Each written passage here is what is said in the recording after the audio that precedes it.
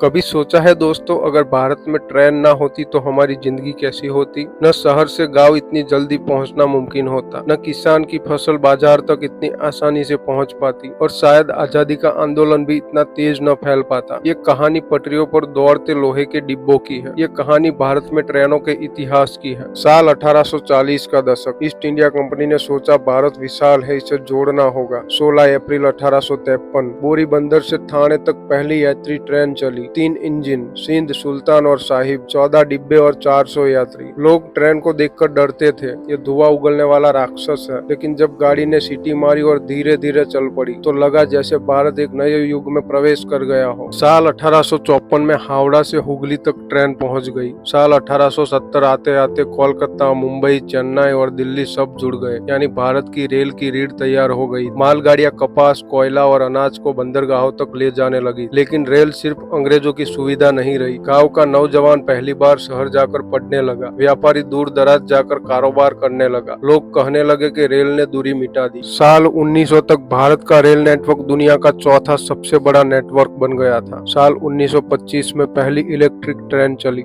बॉम्बे से कुर्ला तक। स्वतंत्रता आंदोलन के दौरान रेलगाड़ी ने बहुत बड़ी भूमिका निभाई। गांधी जी ने डिब्बों में बैठकर भारत का भ्रमण किया। भगत सिंह और क्रांतिकारियों ने भी ट्रेन का इस्तेमाल योजनाएं फैलाने में किया, पर अंग्रेज ने भी रेल का इस्तेमाल सेना और हथियार पहुंचाने में किया। एक ही रेल पर दो तस्वीर, एक तरफ जनता की आजादी की गूंज, दूसरी तरफ अंग्रेजों का कदम। साल 1947 में देश बटा तो रेल भी बट गई। लाखों लोग पाकिस्तान और भारत के बीच इन्हीं ट्रेनों में सफर कर रहे थे। कई ट्रेनों में हिंसा भी हुई, वो दर्द आज भी इतिहास के पन्नों में दर्ज है। साल 1951 में सभी रेल कंपनियों को मिलाकर भारतीय रेल की स्थापना हुई। धीरे धीरे नई सेवाएं आई। साल 1950 में डीजल इंजन आया। साल 1969 में राजधानी एक्सप्रेस भारत की सबसे तेज ट्रेन आई, और साल 1988 शताब्दी एक्सप्रेस आई। साल 2000 के बाद भारतीय रेल ने आधुनिक रूप लिया। दूरतो, गरीब रथ, वंदे भारत जैसी तेज और आरामदायी ट्रेनें शुरू हुई।